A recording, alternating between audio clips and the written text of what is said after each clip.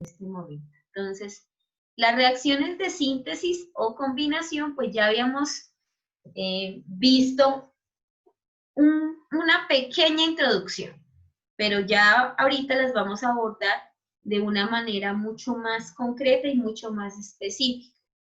Es aquella en la que dos elementos reaccionan para formar un producto. Las reacciones de síntesis se dan al combinar, por ejemplo, un óxido básico con agua para formar un hidróxido o al combinar un óxido de un no metal con agua para producir un oxiácido, que también lo pueden encontrar así en la literatura, o un óxido ácido, o anhídrido también. Entonces, podemos afirmar que hemos venido viendo cómo se forman los compuestos químicos. Ya sabemos cómo se forma un óxido, un hidróxido, un ácido. En este momento que estamos viendo, el proceso químico por el cual ese tipo de compuestos se me forman y es a través de las reacciones de síntesis. Entonces, para que se me pueda formar un óxido básico y dar un hidróxido, ¿por qué sucede? Por una reacción de síntesis. Para que se pueda formar un ácido, ¿por qué sucede? Por una reacción de síntesis. Entonces tenemos dos tipos de reacciones acá. La primera para formar un hidróxido, que es esta de acá, Na2O más H2O produce 2NaOH. Y la segunda, para formar un ácido, que tenemos el ácido sulfúrico, el óxido sulfúrico más bien, más agua para formar el ácido sulfúrico. Acá, en el tercer ejemplo, me va a formar un ácido y en el segundo ejemplo me va a formar un óxido. Entonces, ¿qué es importante, hijos, de este tipo de de reacciones químicas? Que nosotros sepamos que las reacciones de síntesis o combinación son aquellas en las cuales aparecen dos elementos para formar un compuesto final. ¿Qué otra particularidad deben tener este tipo de ecuaciones? Que deben cumplir con la ley de la conservación de la masa, es decir, que la misma cantidad de reactivos debe ser equivalente a la misma cantidad de productos, sin importar cómo se me mezclen estas o no. Que las reacciones de síntesis también pueden recibir el nombre de reacciones de combinación. Entonces, en este instante, ¿qué están haciendo? Están copiando la información que estamos viendo en la diapositiva, están haciendo los ejemplos y puede ser al inicio de cada ejemplo me van a colocar un chulito en el cual me van a indicar si cada una de estas reacciones cumple con la ley de la conservación de la materia. Si es así, solamente colocan el chulito. Si no, entonces lo que van a hacer es colocar los coeficientes para que esa reacción química cumpla con eso. ¿Cuánto tenemos de tiempo para tomar nota o copiar? 10 minuticos. ¿Preguntas hasta acá? ¿Está claro cómo sucede una reacción de síntesis? ¿O hay algo que explicar? ¿Todo claro? Dígame sí, no, más o menos. Listo, perfecto. Y en la segunda parte vamos a hacer un cuadro que va a resumir la gran mayoría de las reacciones de síntesis y cómo ustedes pueden encontrarlas comercialmente o que tengan otro tipo de nombre, porque también a veces suele pasar eso. Entonces, son las 8:17, ¿ya están terminando?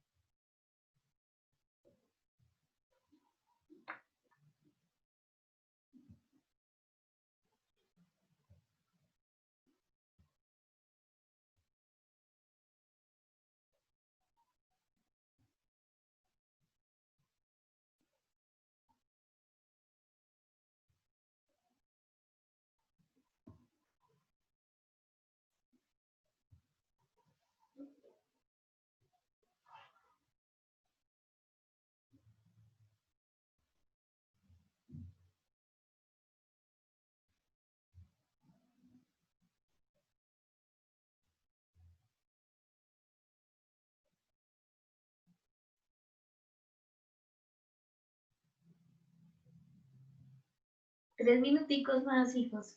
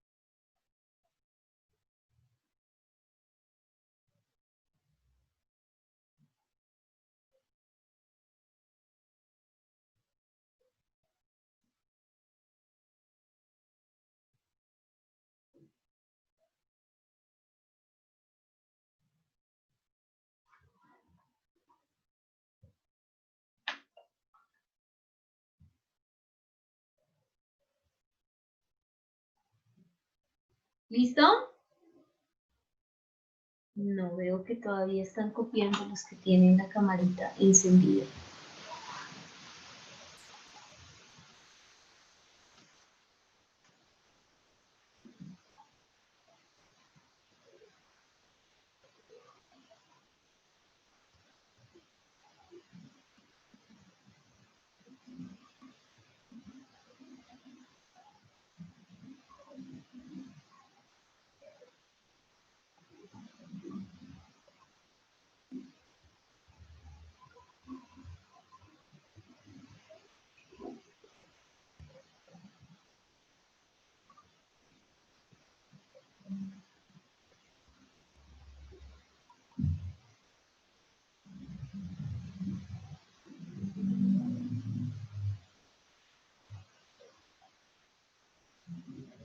Bueno, hijos, 2 minutitos más y avanzamos.